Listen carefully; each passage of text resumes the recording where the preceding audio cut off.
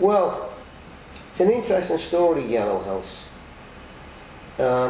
Without telling you a little bit about my background, it wouldn't, it doesn't fit.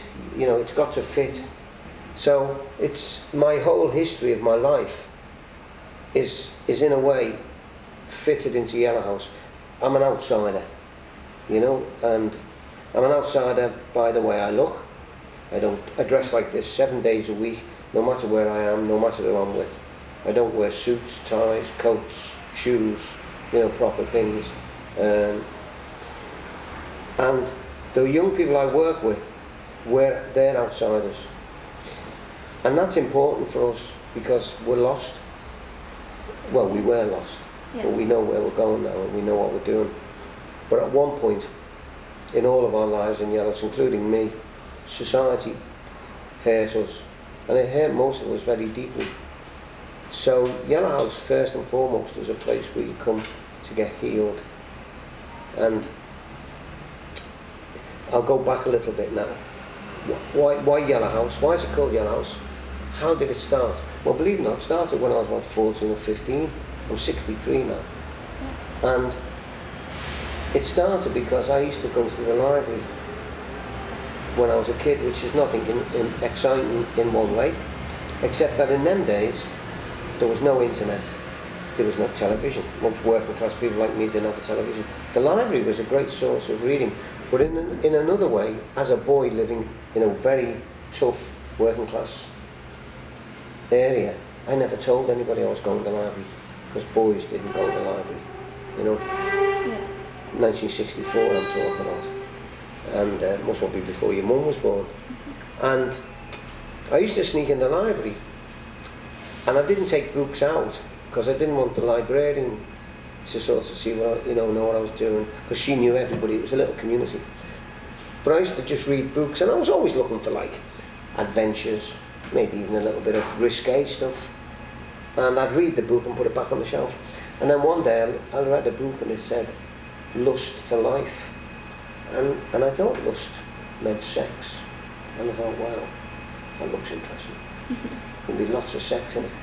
And I was only 14 or 15, 1964, I was 15. And I don't mean anything crude or unpleasant. It was, you know, there was no internet, there was no images. Sex was very closed. And I don't mean anything horrible. But I thought lust, well, that must be exciting. And when I opened the book, I started reading it. I didn't take it home because I didn't want the librarian to think I was taking the book home, because she'd tell my mum. It's a very close-knit Catholic community. But when I read it was the life story of Vincent van Gogh, you know, the painter, the artist, yeah. And he was an outsider. We all know that he cut his ear off, and you know, he had lots of bouts of depression and stuff. But I didn't see all that when I was 15. I just thought, wow, what a way to live. Yeah. You know, loving something so much that you forget to eat. You know, needing to paint so that it hurt you if you didn't. And I thought, wow. And he had this house called the Yellow House.